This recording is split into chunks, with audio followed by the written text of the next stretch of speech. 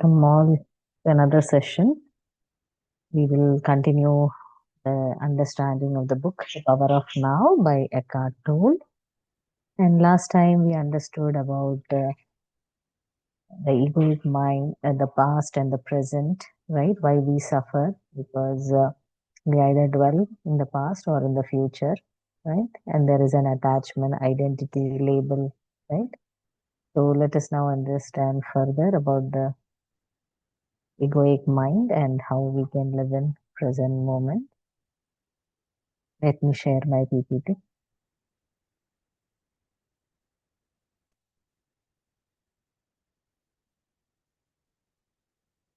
I hope it is visible.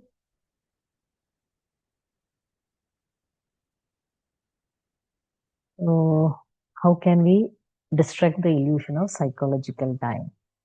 It is because of the egoic mind. We have a psychological time that is past, future. Everything is happening in the now. So we disrupt that illusion of psychological time. Okay. So egoic mind is this everything, labeled and identified, and our own pure being is, very clear.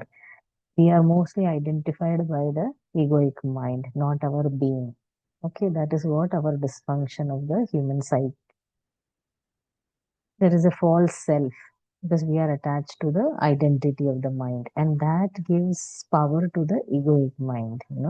Ego likes to be identified by mind, the labels, the status, as we've discussed in the last, the power, position, and everything.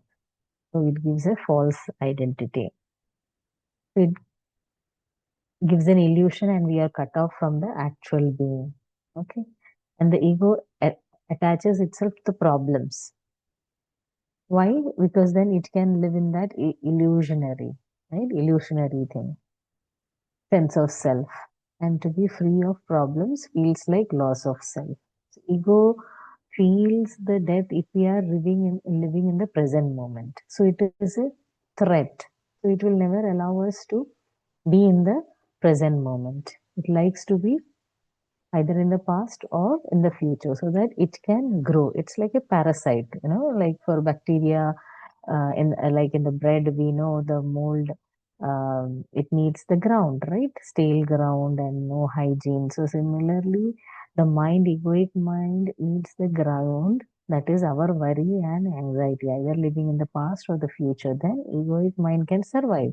As soon as we start living in the present moment, try to live in the present moment, there is a threat to the egoic mind, and it will bombard, or it will prompt us to be in the either past or the future. We feel in the bodily sensation a discomfort when we are living in the present moment. We feel the discomfort because we are so used to being attached to the identity and egoic mind, dwelling in the past and the future. So that's how we inflict pain also. So this is what architecture of negativity, how it is, right? Past is what? Guilt, right? Regret, resentment, bitterness. Like, oh, I made a mistake, or I did something wrong to other and that has hurted, or someone else had hurt you, you know.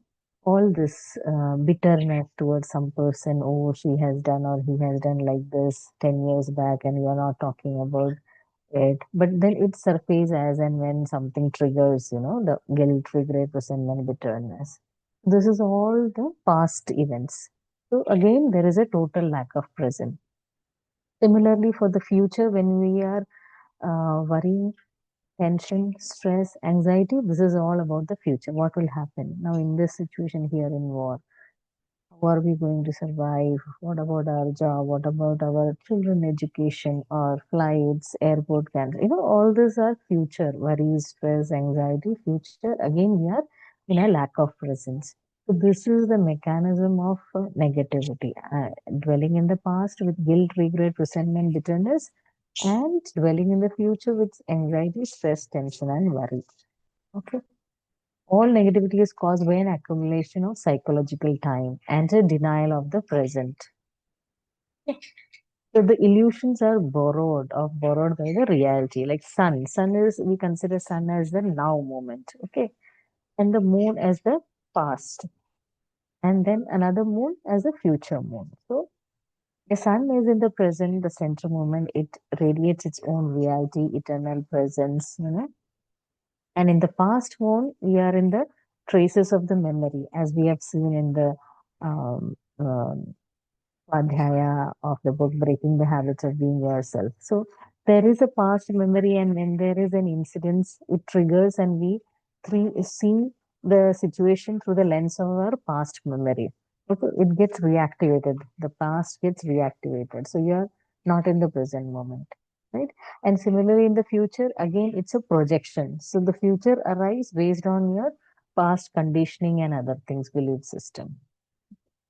Just as the moon has no light of its own, past and future are only pale reflection of the light, power, and reality of the eternal present. Doesn't have its own light, right? Similarly, the past and future are mere reflections of the light. Now, what are the two operating systems of time? The clock time and the psychological time. So it differs in complete understanding in various aspects, whether it is function, relationship, goal, or relationships to mistakes or collective manifestation. So, clock time is day to day practical matters, learning from the mistakes, scientific predictions. Psychological time is identification with the past, compulsive projection into future. And relationship under this sector, you honor the current step while knowing the destination. It is the present moment. While psychological time, again, the present is reduced to a mere stepping stone, obsessive need to arrive. There is always an obsession to be, to reach at that goal. Relationship to mistake, learning from the past and applying the lesson now. But psychological time, making the mistake into me and mine and dwelling in guilt and self criticism. Okay. Collective manifestation under this category, scientific progress and structured societal planning. Ideologies where future salvation justifies present day slaughter. So, psychological time is always illusionary, the present moment is the reality. If we isolate the signals, the life situation like this history, burden, it's a complete network. You know, mind is completely filled with all this network. But life is very, very simple, real, experiential, problem free. But it is all the illusionary past and the future which creates all the problems. Okay. Now we understand how the problem arises, the anatomy of a problem. A situation arises, so what happens? We add an identity to it by our past lens or conditioning, or it may be labeling because of the past situation we label. Suppose certain person is mostly late, or suppose. So we label, oh, then when we discuss or we want to give a lot of work to that person, we'll say, no, the person is always late. So we always see through the past experience or past labeling of towards that person. We deal any situation what we come across in our life based on our past conditioning and the past mistakes or criticism or those labels. Through that lens only we try to solve the problem. We do not live in the present and witness. Like we say in the movies also, we have seen those who are labeled as robber, even after the robber has you know um, fulfilled all the law requirement and freed from the jail punishment. When he or she is set out in the world after the jail punishment, again the society sees he or she in the lens of robber. They are not given a chance to live a normal life. So again they become robber, do the robbery because the society is conditioning again and again. They are seeing through the lens of that, label them, oh, he's a robber or she's a robber, that kind. So conditioning and seeing the lens through the past is creating more of a problem. Okay. You have to deal it as a witness and living in the present moment, not mentally, thinking the past or worry or tension or anxiety of the future. So problems cannot survive in the actuality of the now, right? Now, suppose today you are taking a flight, or tomorrow you are taking a flight, but today is there, but we think of tomorrow, okay, flight will take off or not. So again, this is what? Unreal, right? It is a projection. So when we live in the present moment today, yes, I am here alive and you know, full and in full of life. So what is the litmus test for presence? Are we in the present moment or the past? So if the joy, ease, and lightness indicators drop to zero, a warning light flashes. So if you feel the life is full of joy and happiness, and you feel happy moment by moment, that means it's a indication that you are living in the present moment. Okay. So what is the corrective action? Whenever we feel burden unnecessary, you just shift your thought and bring it to the present moment. The witness, this is also very very important. We have to witness, like Shakespeare has told, world is like a drama, we come here to play our roles. So we have to consider that I, Rishmi, as a playing a role in this earth planet. So witness, when we take ourselves separate and think as a witness, then we get more strength to solve the problem instead of drowning into that problem. Okay. The space, it is the observing presence behind the content of the mind, that is the silent watcher. And the content is what? Reactions, emotions, thoughts, the habitual tendency. So, what is the mechanism? Watch the thought, feel the emotion, do not judge or analyze it, do not make a personal problem out of it. The moment you realize you are not present, you are present.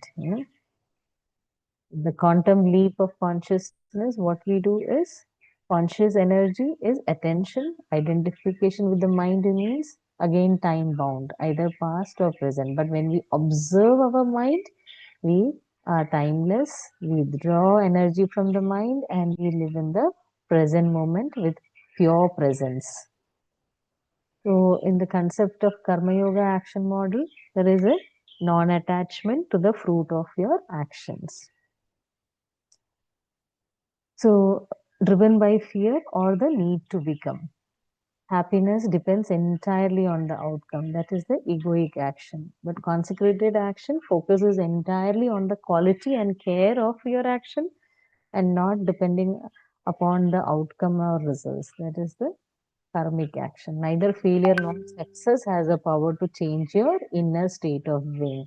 The fruit of your action comes of its own accord. Okay. Like in Bhagavad Gita, also Krishna has told, no, to Arjuna, do your actions, don't expect your fruit. So we do the action. So when we do the action with egoic mind, that's when we are obsessed with the outcome. But with the witness mode, when we do our actions, we focus more on the quality and completely immersed into that activity. Like Arjun could see only the eye of the fish, while rest of the Pandavas, they could see the tree, the branches, the water and surroundings. So our focus should be similar to Arjuna, that only the eye of the fish for piercing the arrow, bow and arrow. The true nature of success is illusion of becoming, the reality of being. So the psychological time, as I said, it is past or future. It will always take you to the illusion, but the reality of being. When we are in the present moment, we will be in the reality, and there will be joy and full of energy. While we are dwelling in the illusion, so it will be always in the past or the future. So worry, tension, future, and resentment, guilt, all this will be the past. So how do we do that ending of time? We have to transition our mind from being identified with the egoic mind to understanding our beingness through witness, through living in the present moment. Life is now. There was never a time when your life was not now, nor will there ever be. Always life is in the present moment. So this completes another section of Power of Now.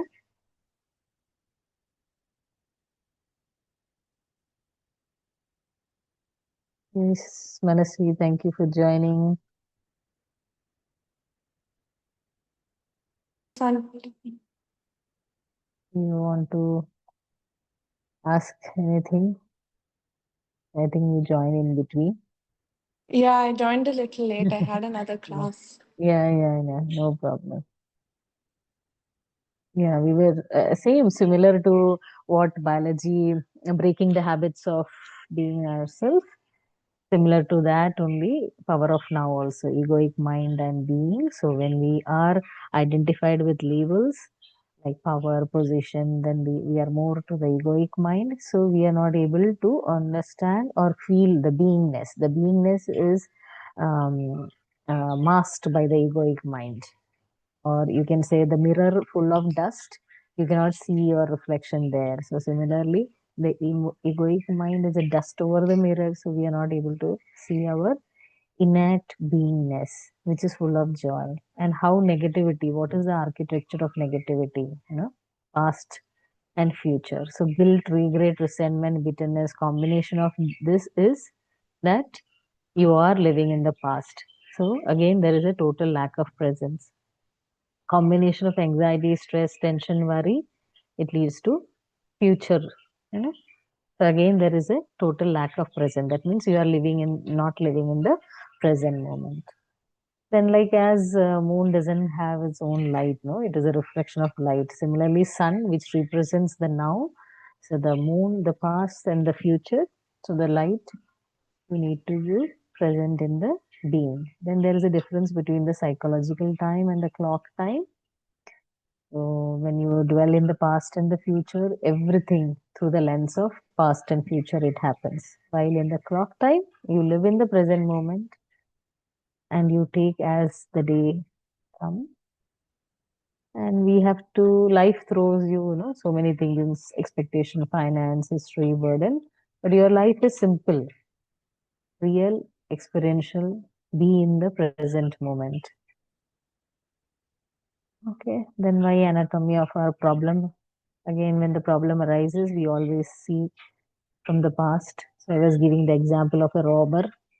Even if the robber has been convicted, and after fulfilling all the laws and punishment and jail, still when he or she comes into the society, people label them as robber, and they are not able to live or lead their common life. So we always see through the past lens. We don't give the present moment. The person has transformed. You have to give a chance. That is not there. What is the litmus test whether we are living in the present moment or not? When our life is full of joy and we feel happy and we are living moment by moment, that means you are living in the present now, power of now. But when we dwell here and there, that means the litmus is indicating we are in the psychological time. So dwelling in the past or present. We have to be in the witness mode. Like Shakespeare said, no, it's a drama. Life is a drama. We are all playing our own role. He's telling Rashmi in this lifetime is playing the role of Rashmi. So if we detach ourselves as not identifying I Rashmi, okay, Rashmi as a person in this earth is going through this. So when we see the in a witness mode, our problems feels easy. Like for friends, they share any problems, we are so very eager to give solutions. We are able to see from an eagle perspective and share them the solution. But the same situation problems comes to us, we are not able to, because we are attached to identify that with ourselves, identify the problem with ourselves, it's mine, you know. So when we detach ourselves as a witness, then we also will be able to provide solution for our own problem as we provide solution to our friends. Okay, again, attention, when we identify with the mind, then it is all creating illusion, false self. But when we observe as a witness mode, then we are living in the present moment. Okay. That was that was good, Auntie. Could I maybe get the slides? The slides seem so informational. Yeah, yeah, sure, sure. It is recorded also, and I will share Oh, also. okay. Yeah, yeah. Yeah. Okay, Auntie. Okay, thank you. So see you tomorrow for Thank the you, part two. Auntie. Yeah, Yes, take 7 care. p.m., right, Auntie? 7th, 7:15, 7:15. Yeah, 7:30. Okay, yeah, no yeah, problem. yeah. Okay. Okay, Auntie. Thank you See so you. much. Bye Thank you for bye. joining. Bye.